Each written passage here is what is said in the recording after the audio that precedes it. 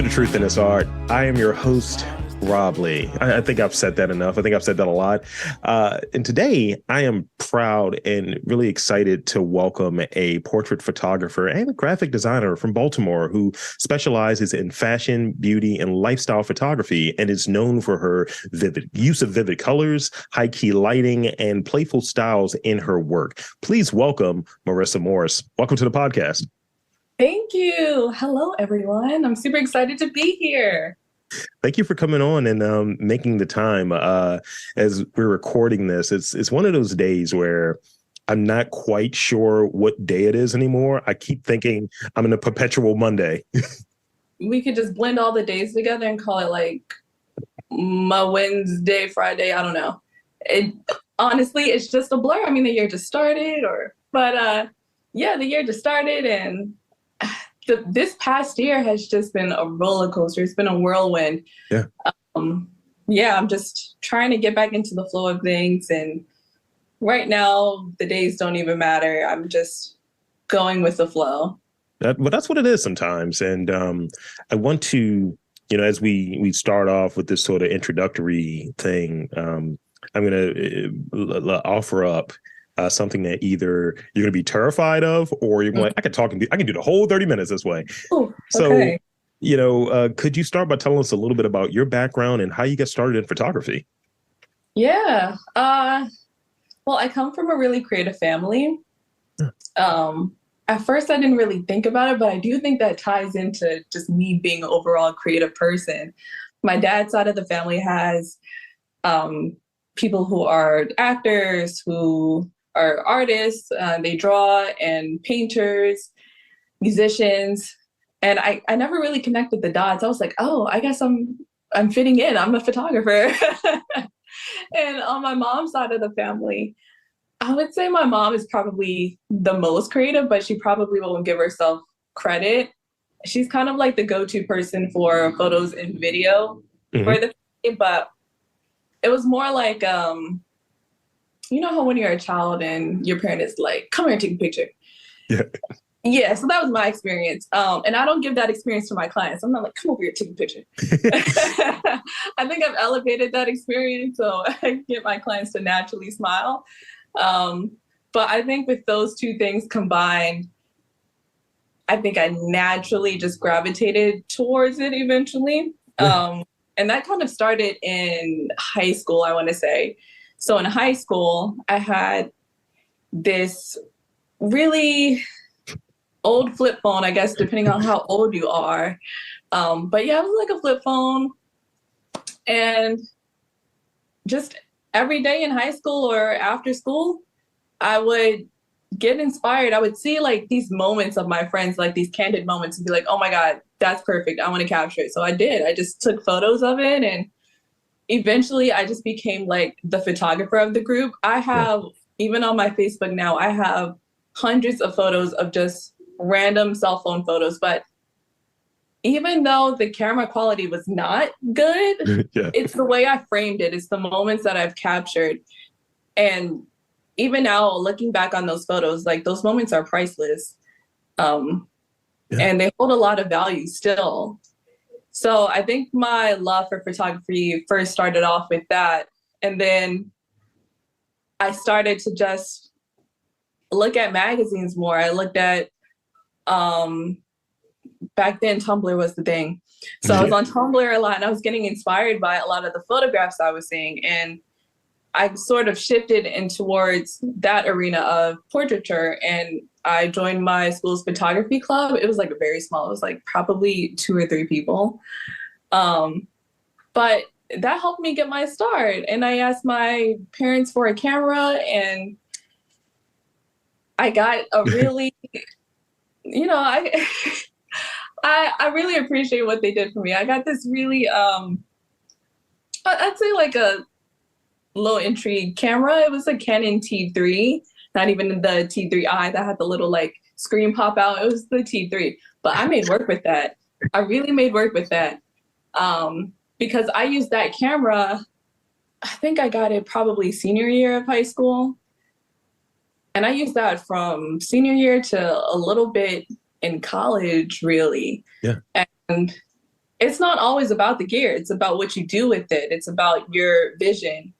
So I did a couple photo shoots with my friends. I asked them, because I was really shy. I'm still really shy. I needed them as models. I wanted to get more into portrait work just because I think capturing people is really beautiful. I think there's a lot you can do with a photograph, and I think people like being the subjects of their own, of photos. So I thought it was an easy match. So yeah, I asked my friends to be models for me, and that's how I got my practice. Yeah. And luckily enough people believed in me to where they were like, I will pay you money for this. And I was like, my gosh, yes. Yes. So yeah, it kind of elevated from there in college. In college, I was actually studying more for graphic design, but photography was also mixed in. Yeah. So I ended up doing photography and graphic design in college. And I never even thought that I could be a graphic designer, to be honest. I do have like a visual eye, and my strong suit is in visual communication. But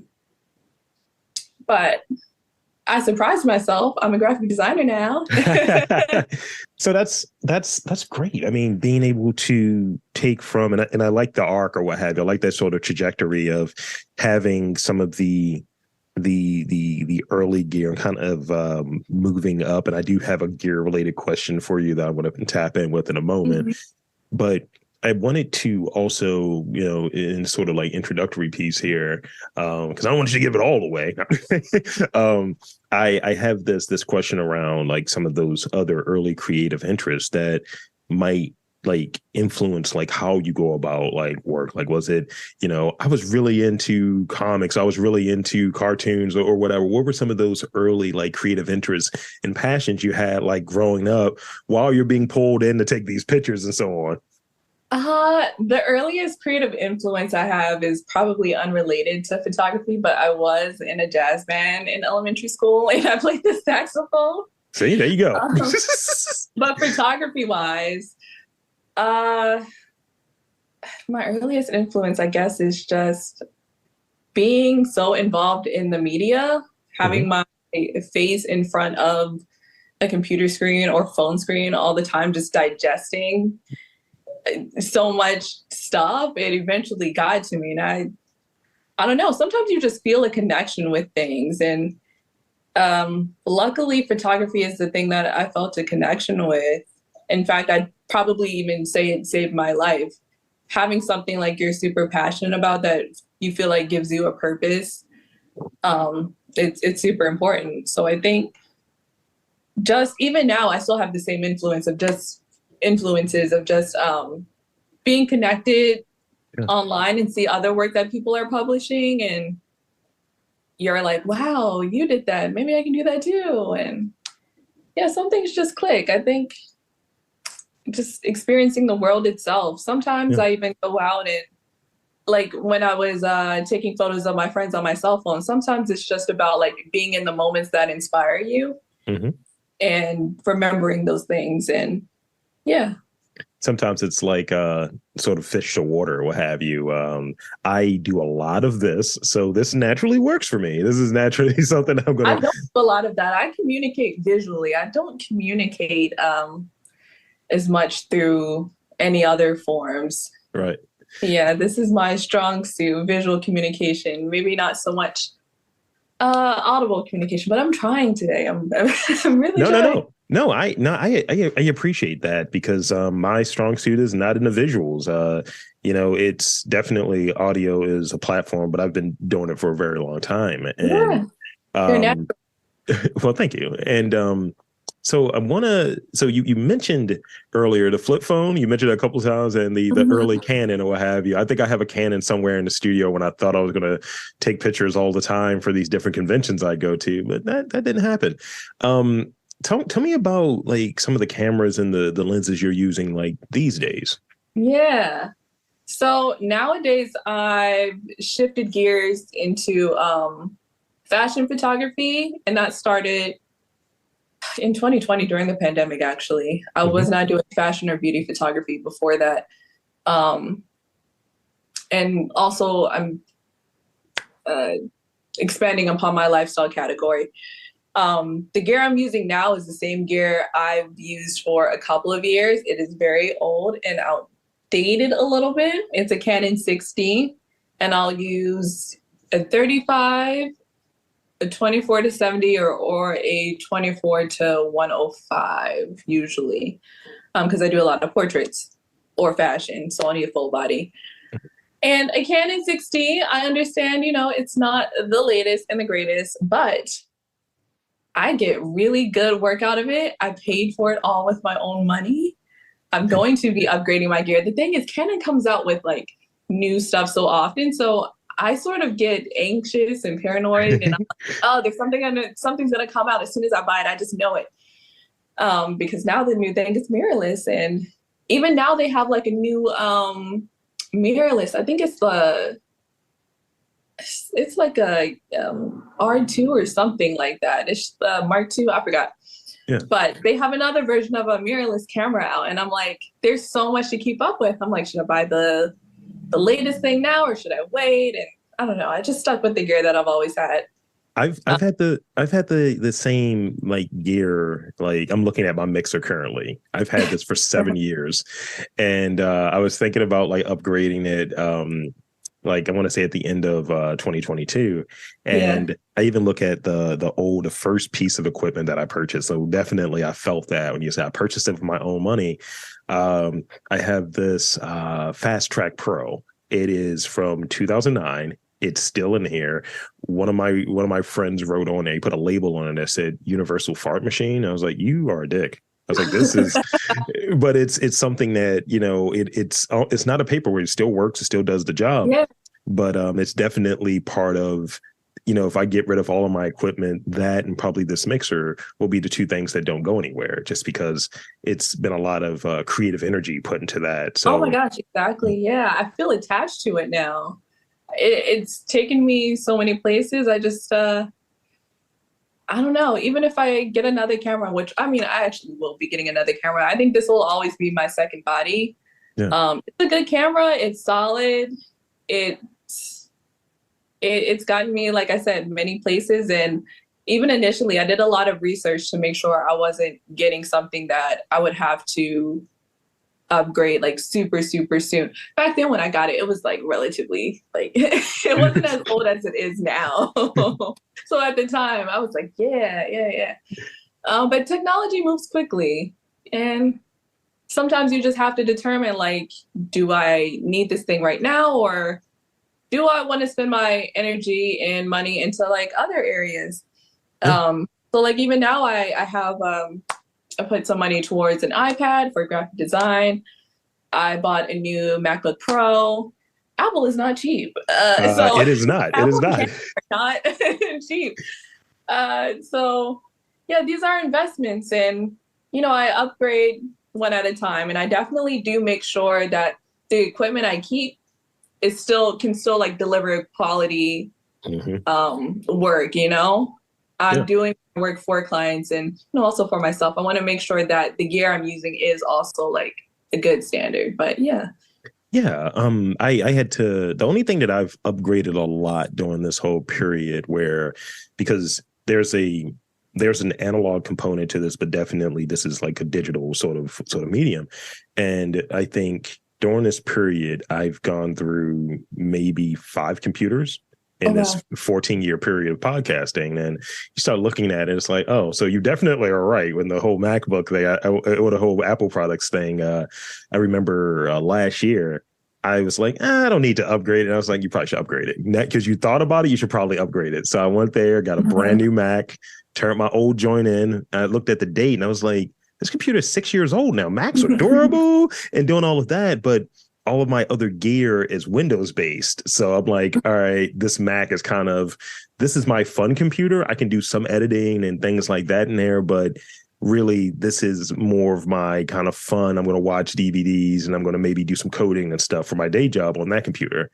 but definitely recognizing what you need and also looking at what part of it I think is not digital, what part of it is analog. And I think that comes from your background, your skill set, your eye, the same as how I approach doing my interviews. You can have the best quality gear, but if you don't have that sort of talent or that sort of perspective, you're just spending money.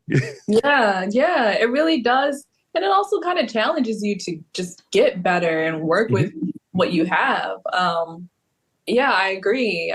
Sometimes I do see work of other photographers who do use the latest gear, and sometimes it's not my personal taste. Or Like what that. I That's very expect. diplomatic, by the way. Yeah, because everybody has their own artistic vision. It's just not something I would, deal with. Yeah, sometimes equipment really does not matter. It's not going to do the full job. People are coming to you for a reason, regardless of gear. So you were touching on like clients, right? So let's talk about Missallaneous Media a bit. Yeah. How did that come about?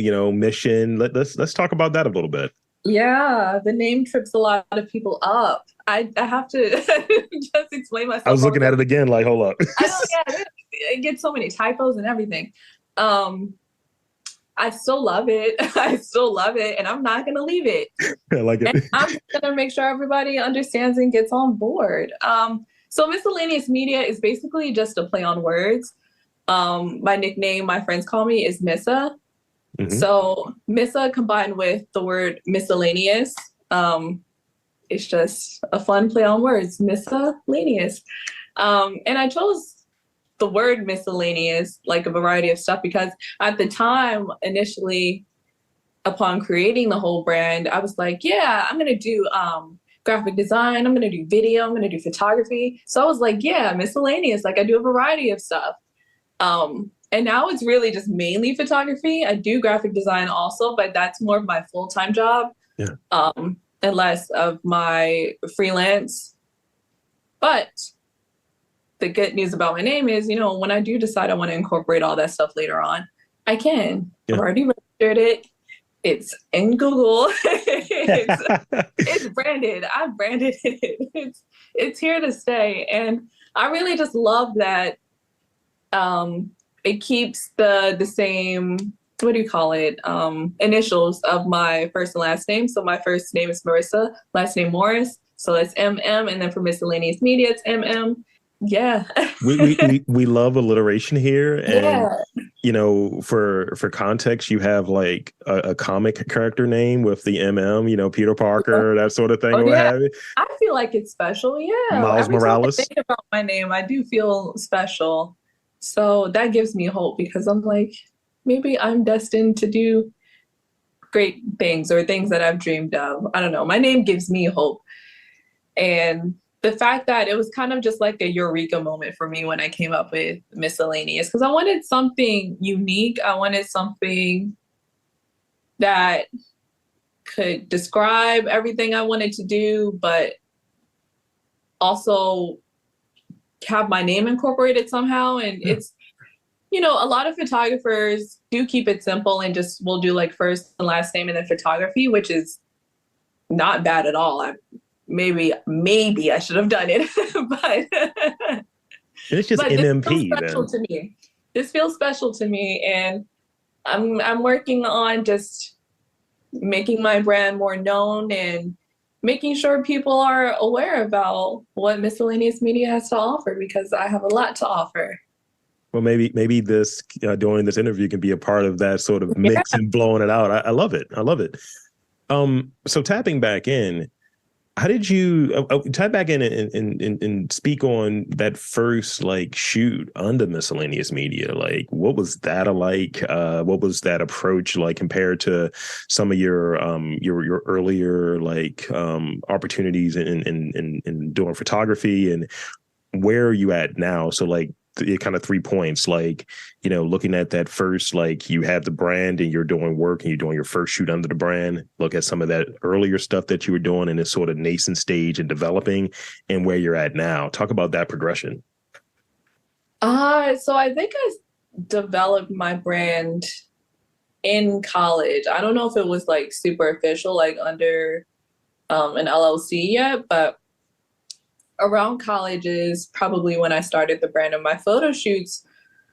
um, my photo shoots were more like outdoor portraits, which I still do, but they were mostly like in the moment. So I would hit up my friend. We would come like it would be after class, and I'd just be like, "Hey, do you want to do a photo shoot? Like I saw this really pretty location," and they'll be like, "Yeah," and it'll just be like in the clothes at their end, and that was pretty much it. I would be inspired by the moment.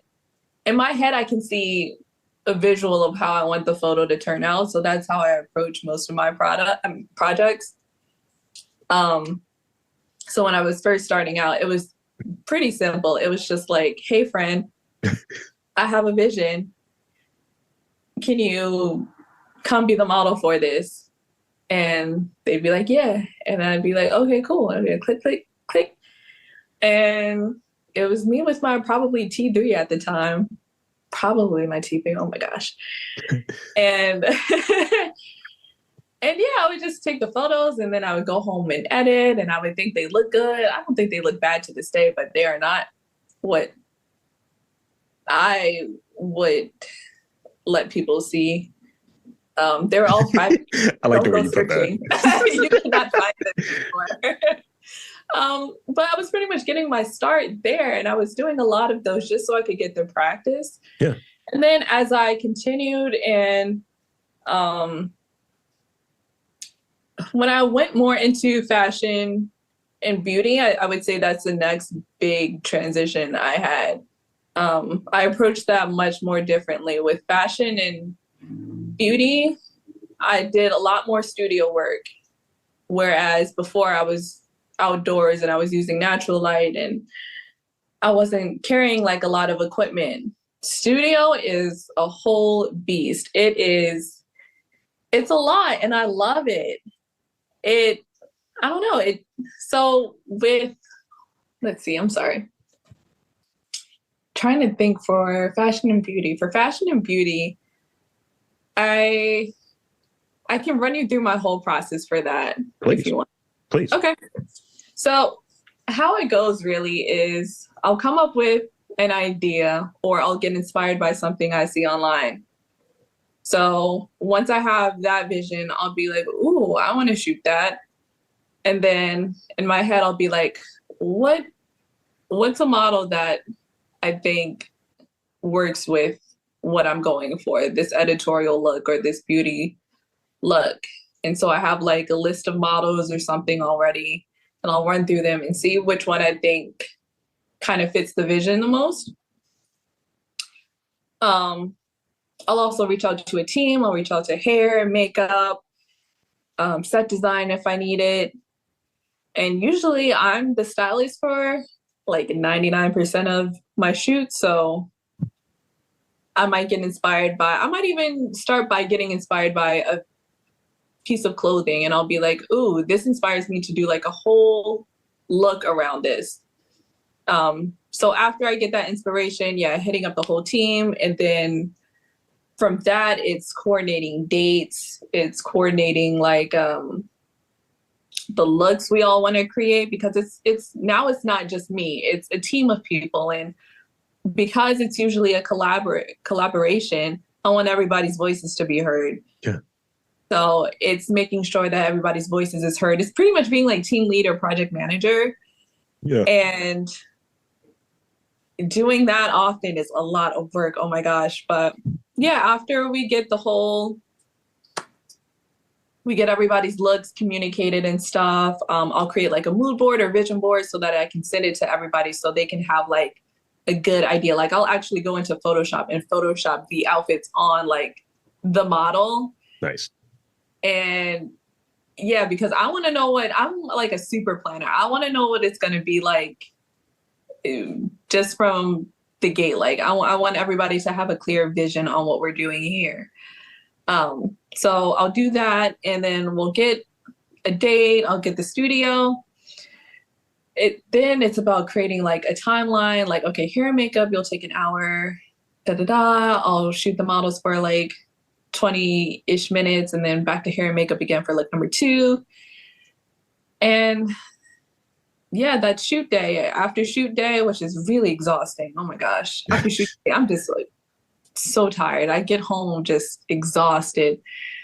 But after that, then it's time to edit, and editing. Because these aren't my lifestyle photos, I do a lot of retouching. And retouching takes a lot more time because you have to have like a good eye for retouching. You have to take your time with it a lot of times. So I'll get into the retouching. That might take, depending on the amount of work, it might be a week or two. And then sometimes it might be looking for a publication to, publish the work that we all spent so much time and effort on.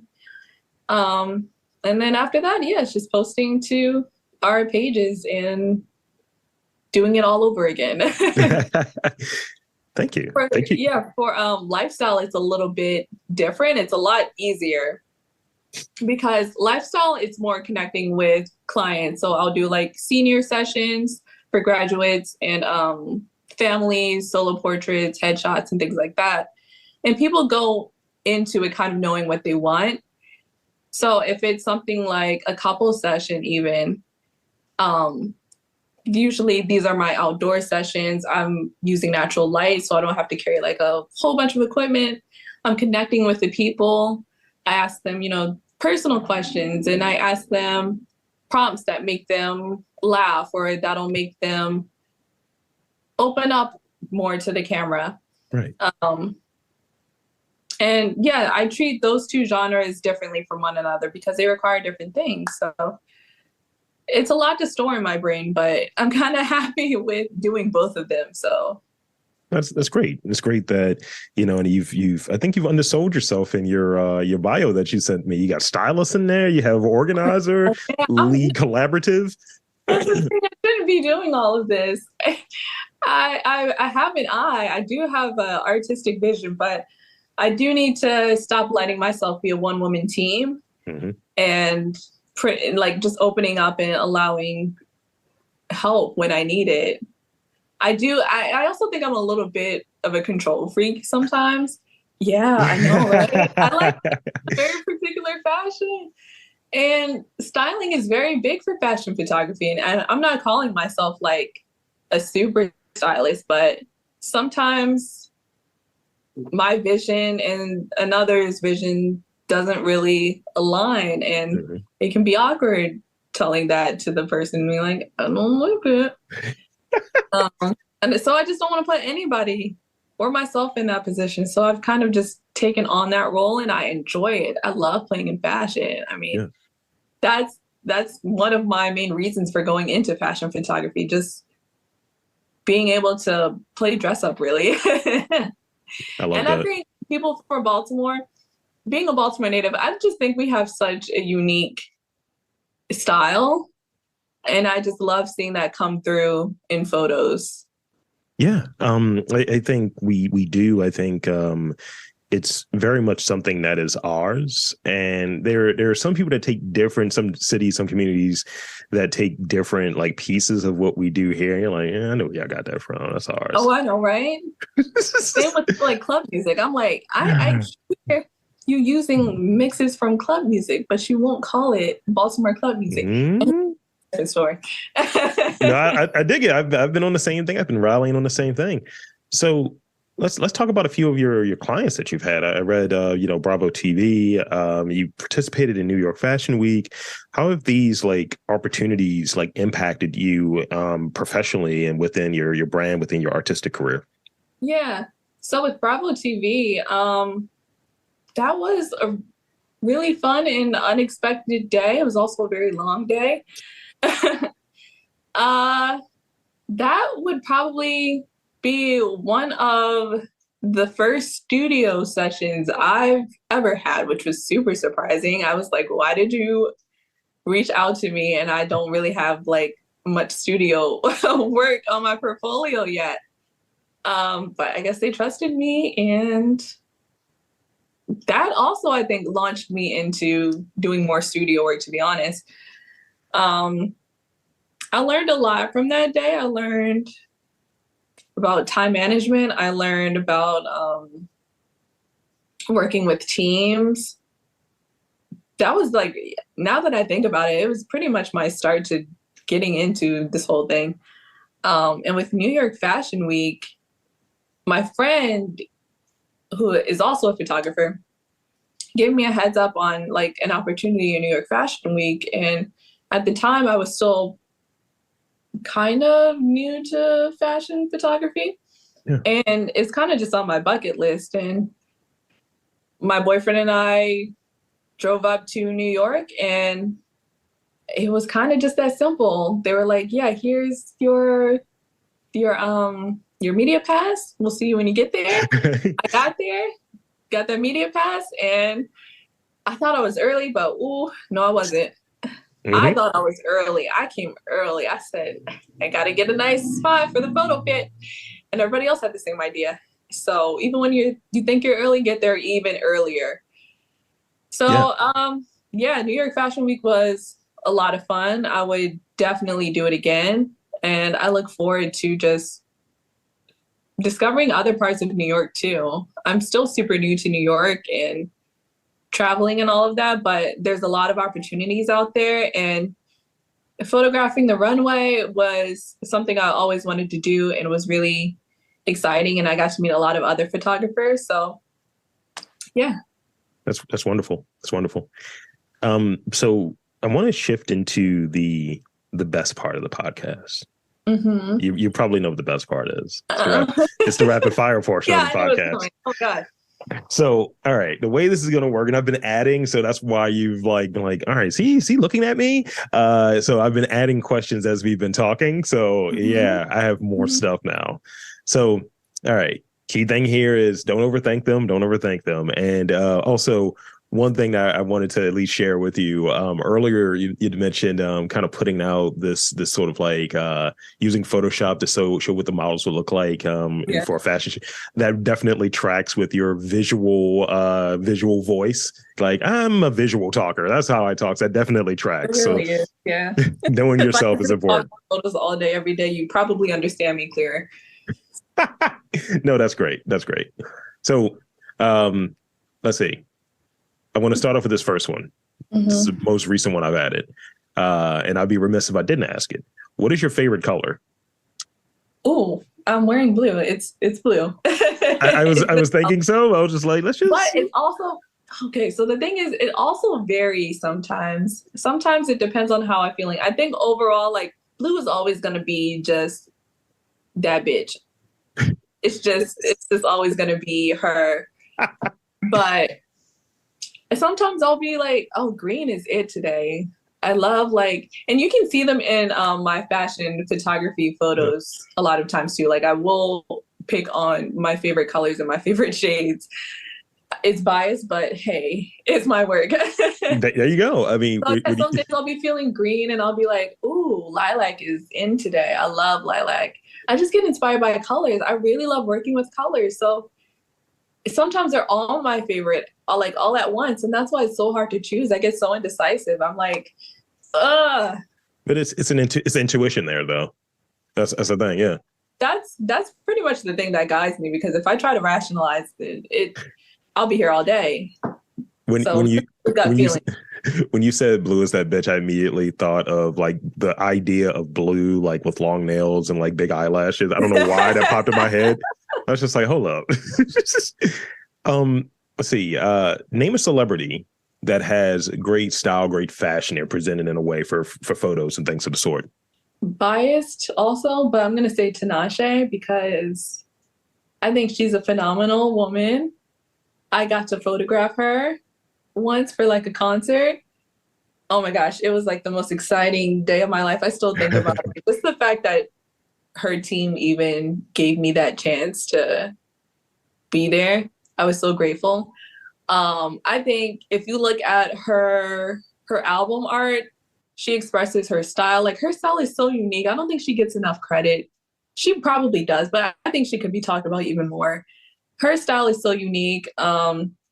it's like a wonderful blend of street fashion and editorial.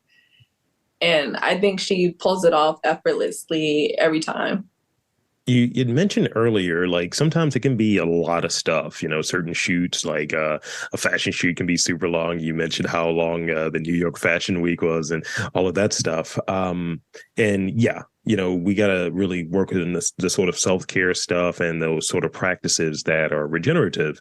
So tell me about a practice that you engage in that is regenerative for you, that refills your cup. That is a good question because that was probably the theme of 2022. In fact, I just took a really big hiatus because I needed that mental break. After a while, the path of entrepreneurship it is a lot of work. Mm-hmm. And I'm also doing full-time graphic design, mind you. So my brain sometimes can feel really overwhelmed.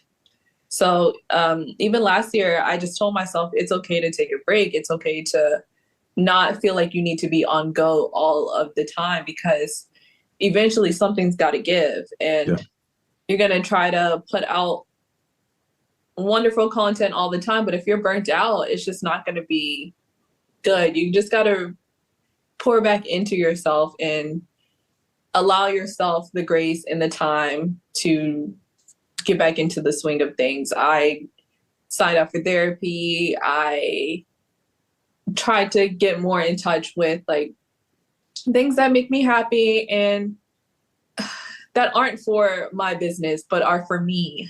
Yeah.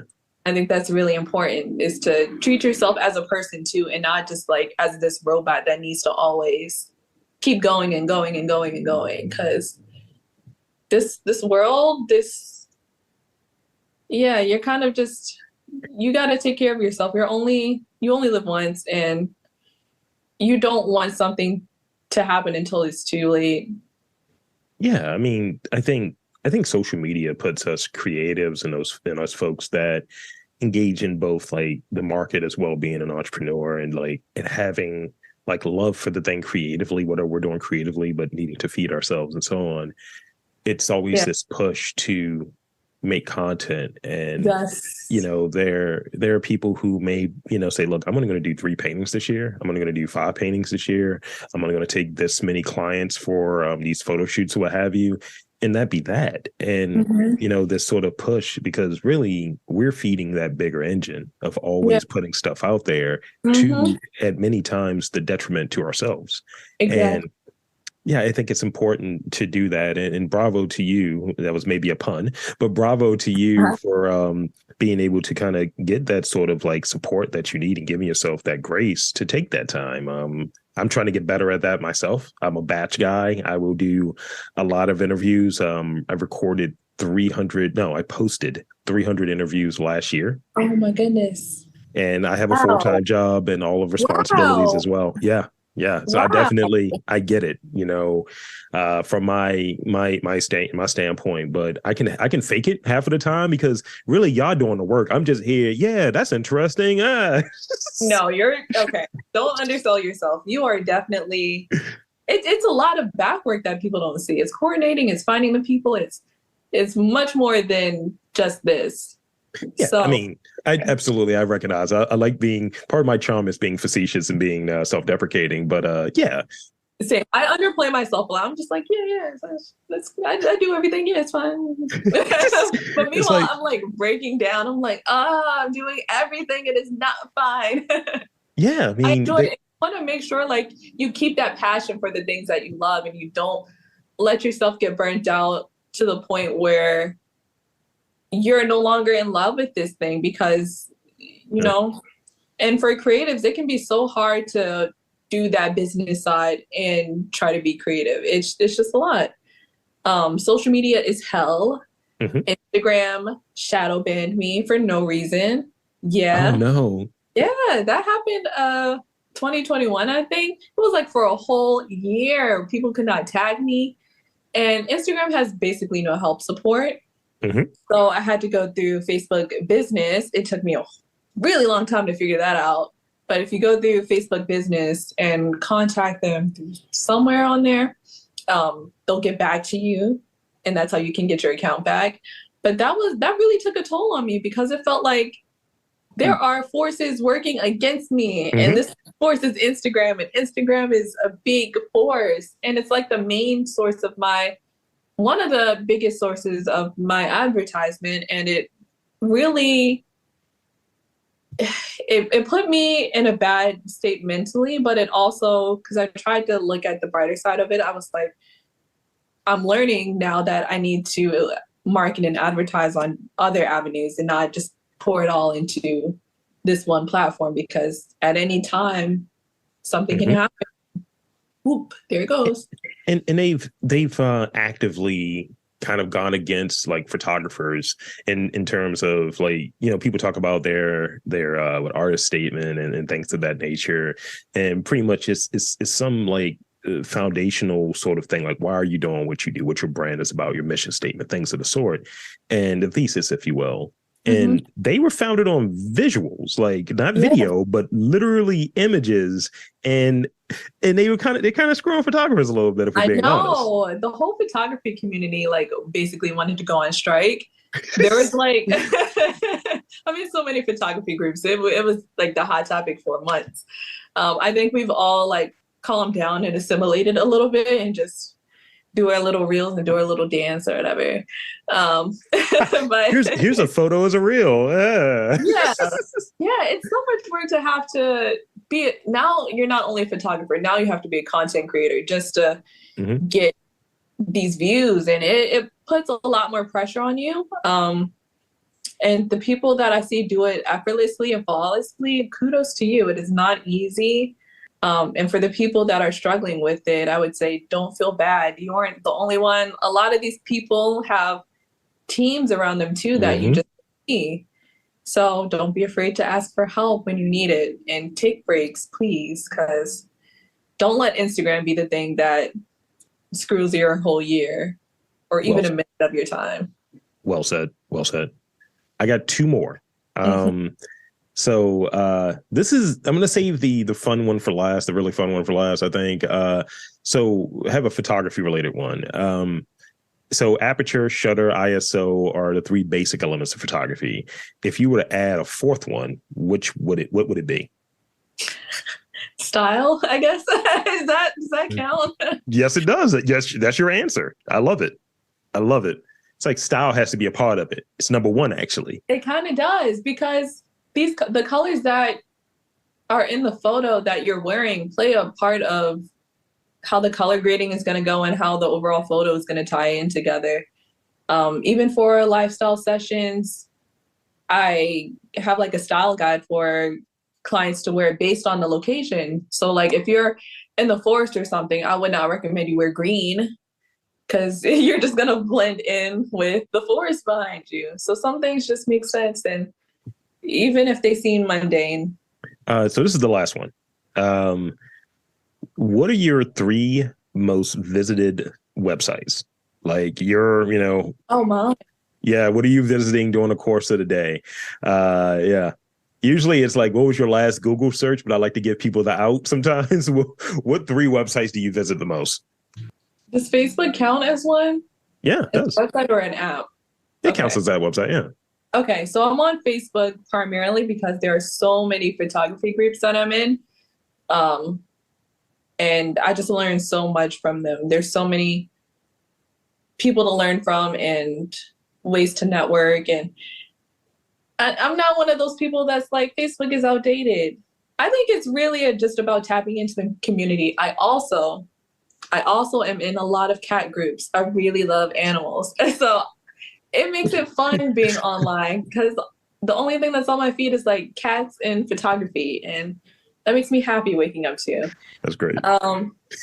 So the second website that I'm on, oh my gosh, I don't want to be telling on myself.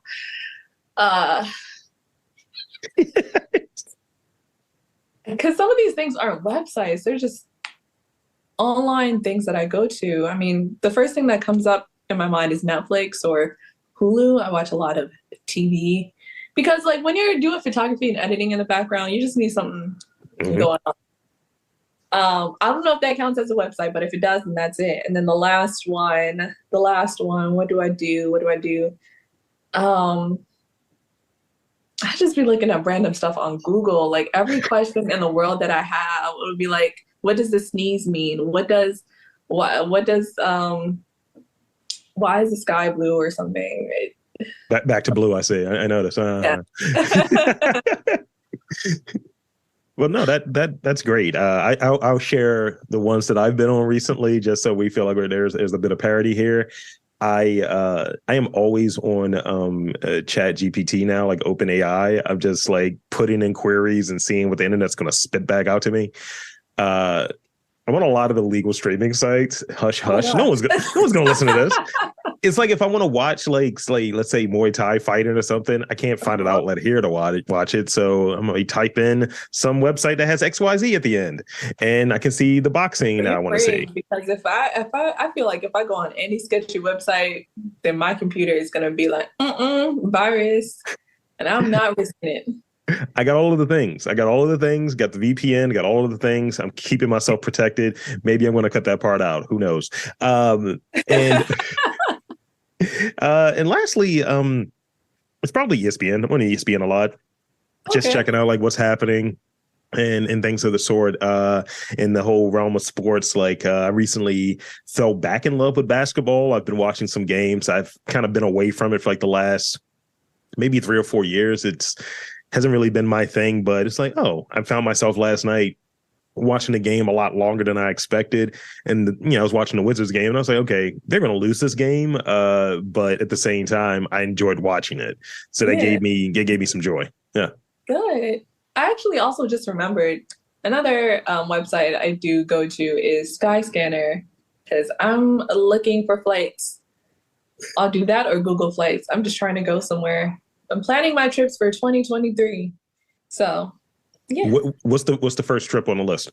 Oh, first trip, I think it might be Atlanta, but I'm looking into LA. I'm looking into New York. I don't need a flight to New York, but just trip wise.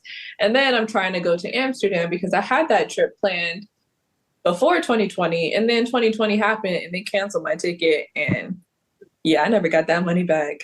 So I need my trip back. I want my experience. I didn't get to do a lot of traveling because I was trying to be safe for the pandemic and sit my butt down, not go anywhere. I had my mask on for years. And now I think it's time to live again. So 2023, we outside. I'm outside. It was outside before, but I'm outside now. I love it. So thank you for being on this podcast and sharing a bit of your story and some of your ideas and just the ideas that go into it and just you. So thank you. And I want to invite and encourage you to share with the listeners where they can check you out, your work, maybe, book some shoots, things of that nature. So the floor is yours. Thank you. Yeah, you can check me out at Instagram, missallaneousmedia.com. That's MISSALLANEOUS.media. And it's pretty much the same across all platforms. I'm Missallaneous Media on Facebook, missallaneousmedia.com, which is my website. And you can check out my full portfolio. I have lifestyle photography for things like couple sessions, solo portraits, families, and then I have fashion and beauty, which focuses more on studio portraits. And you might find something that caters to your style or you want to get involved in, and just reach out to me. Just hit that book now button and we can get started. We'll have a consultation call and we will see where our creative vision leads us. Making it happen. Yep. So there you have it, folks. I want to again thank Marissa Morris for coming on to the podcast. And I'm Rob Lee, saying that there's art, culture, photography, entrepreneurs in and around Baltimore. You just got to look for them.